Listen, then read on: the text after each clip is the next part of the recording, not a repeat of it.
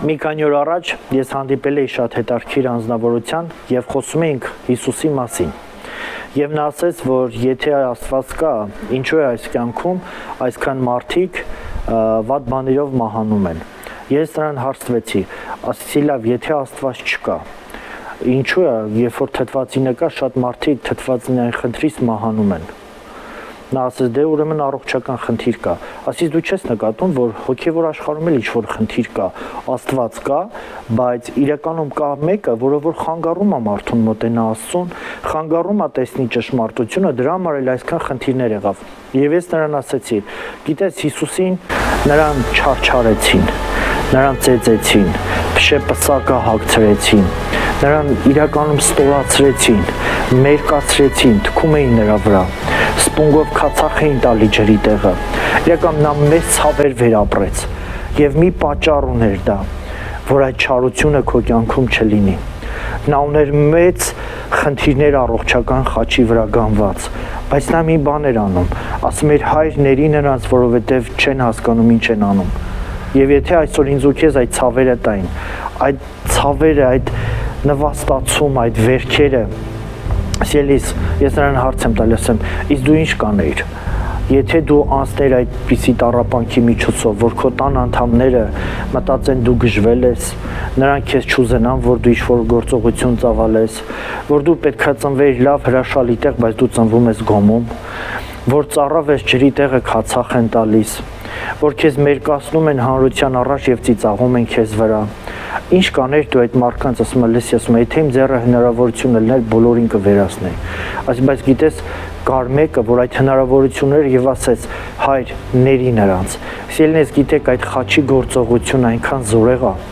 այնքան իրական է։ Միջև այսօր այն մարդիկ, ովքեր որ հավատում են Քրիստոսին, նա նրանց բժշկում է, նա նրանց ազատագրում է, նա նրանց բարձրացնում է, տալիս է հավիտենական կյանք, համերաշխություն երկնքի հետ եւ իրականում տալիս է իր հրեշտակների պաշտպանությունը։ Եթե դու մեկն ես, որ իրական մեղքի զգացողություն է քեզ տանջում, եթե դու մեկն ես, որ մտածում Աստված չկա, ես քեզ ասեմ, Աստված կա։ Եվ Աստված ուզում է, որ դու փրկված լինես, եւ Աստված ուզում է քո կյանքում փոփոխություններ բերի, Աստված ուզում է քո կյանքը լցնի սիրով, բարձրացնի քո կողքը ճիշտ մարդկանց, ովքեր որ քեզ միշտ կտանեն դեպի խաչը, այլ ոչ թե խաչից դեպի հետ։ Սիրելիս, եթե դու մեկն ես, որ հիմա իրականում ընկած է, դավաճանված է, լքված է, ցավերով լի է, ես քեզ ասեմ, կա մեկը, որի անունն է Հիսուս Քրիստոս։ Նա հասկանում է քեզ, քո ցավի լեզվի թարգմանությունը եւ այն վիրավորանքը, այն խոցերը, որ դու քո սրտում կրում ես։ Միգուցե բոլորին շփտում ես, որ քեզ մոտ ամեն բան լավ է, բայց իրականում քո անկողինը ողողված է արցունքներով։ Ես քեզ ասեմ, որ Տերը սպասում է քո աղաղակին,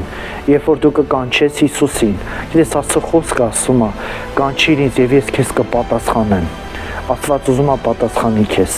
քո ցավերի մեջ, Աստված ուզում է պատասխանի քեզ քո հիվանդության մեջ, Աստված ուզում է պատասխանի քեզ քո միայնակության մեջ, քո խոցերի ու վերքերի մեջ, Հիսուս ուզում է պատասխան տա։ Եվ իրականում այստեղ մի հարց է ծագում, դու կնայես քո խնդիրներին, կշարունակես տառապել, թե պարզապես կհանձնվես, կգաս Քրիստոսի ոտքերի առաջ եւ կասես, ես այնքան ունեմ քո կարիքը, Հիսուս, եղիր իմ Աստվածը, օգնիր ինձ, փոխիր իմ իրավիճակը եւ հավատա, Աստված չի ուշանա, կգա եւ կփոխի քո իրավիճակը։ Տերը օրհնի քեզ։